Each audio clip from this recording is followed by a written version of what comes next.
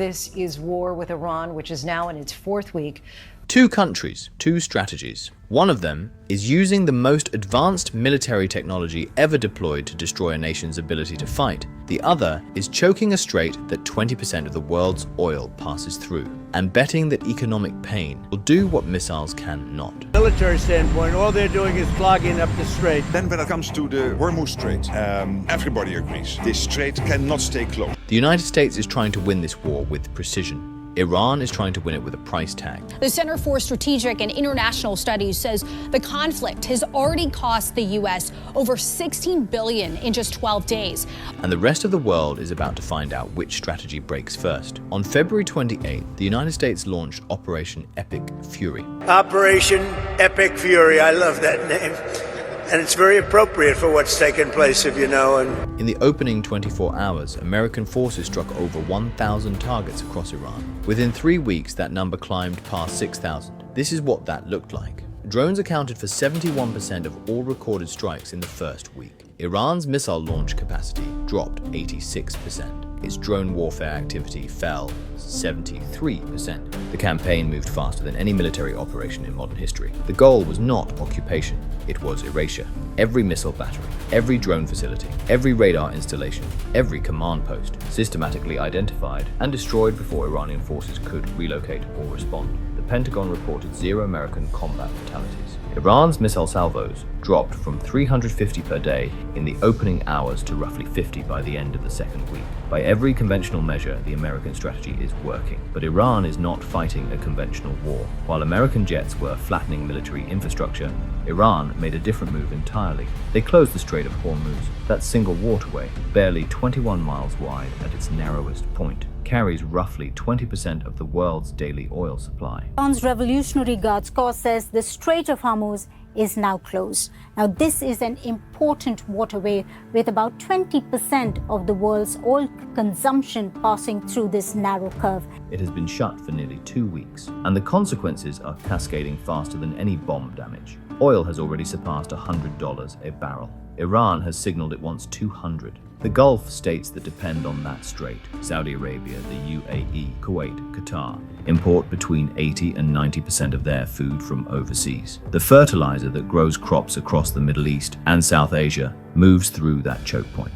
The sulfuric acid used to manufacture semiconductors moves through that choke point. Shipping insurance rates for tankers in the Persian Gulf have tripled. Insurers are cancelling war risk insurance coverage for ships operating in Iranian waters. Every day the strait stays closed, the global supply chain bleeds. Iran's calculation is straightforward. The United States can destroy every military target in the country and still lose. Because the weapon Iran is wielding is not a missile, it is a bottleneck. To understand why this war is really happening, you need to understand one system that most people have never heard of. For over 50 years, the global oil market has operated on a single rule. Oil is priced in American dollars. Every country that needs to buy oil, which is every industrialized country on Earth, needs dollars first. That means foreign governments hold trillions of dollars in reserve. It means they buy American debt to park those reserves. And it means the United States can print money, run massive deficits, and borrow at rates that would bankrupt any other nation,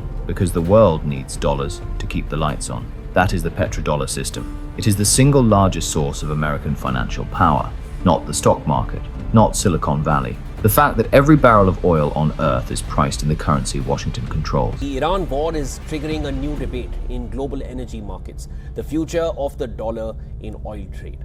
The moment that stops being true, the dollar loses its reserve status. Borrowing costs explode, and the American economy faces a reckoning that no bailout can fix. Iran is one of a growing number of nations trying to break that system. They have been settling oil transactions in yuan and euros. Russia, China, India, and members of BRICS have all signaled interest in moving away from dollar-denominated energy trade. Iraq moved to price oil in euros in 2000. Libya proposed a gold-backed African currency for oil sales. The pattern is not subtle.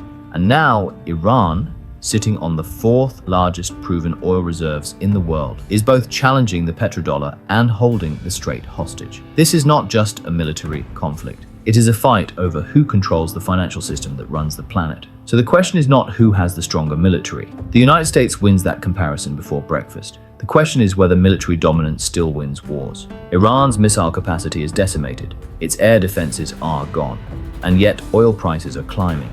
Global shipping routes are disrupted, and food supply chains across the Gulf are under pressure. Over 1,200 Iranian civilians have been killed. An attack on the first day struck an elementary school and killed at least 175 children. The Trump administration had already eliminated the Pentagon's Civilian Harm Mitigation Center, the unit designed to prevent exactly this. Iran is losing every battle and may still inflict more economic damage than any military victory can offset. But the biggest winners in this war may not be on either side of the battlefield. They are back home, filling contracts. Lockheed Martin stock is up 40% since January. Their backlog hit a record $194 billion. The Pentagon ordered them to quadruple production of THAAD missile interceptors from 96 to 400 per year, at nearly $13 million each. RTX, the company formerly known as Raytheon, saw its backlog climb to $268 billion. Tomahawk cruise missile production is increasing 2 to 4 times current rates. On a single trading day after the first Iran strikes, the top 3 defense contractors gained $25 to $30 billion in shareholder wealth, not revenue, shareholder wealth. The missiles land in Iran, the money lands on Wall Street. And then there is Palantir. At their own conference earlier this year, they did not hide what they are building. They put it on stage. That was the Department of Defense's chief AI officer presenting a system called Maven. The decision involves Palantir's Maven platform, which uses AI to analyze battlefield data and support target identification. It fuses 9 separate military intelligence feeds, satellite imagery, signals intelligence, drone footage, field reports, into a single AI dashboard that identifies targets and queues them for human approval in minutes instead of hours. 1,000 targets in 24 hours is not a human speed operation. That is machine speed warfare. Palantir won the Maven contract for $480 million. Within a year, the Pentagon raised the ceiling to $1.3 billion. The Army followed with a 10-year deal worth up to $10 billion. Lockheed builds the missiles. Raytheon builds the cruise missiles. Palantir builds the brain that tells them where to go. 2 countries fighting 2 different wars. America is destroying Iran's military faster than any campaign in history. Iran is strangling the global economy through a choke point most people cannot find on a map.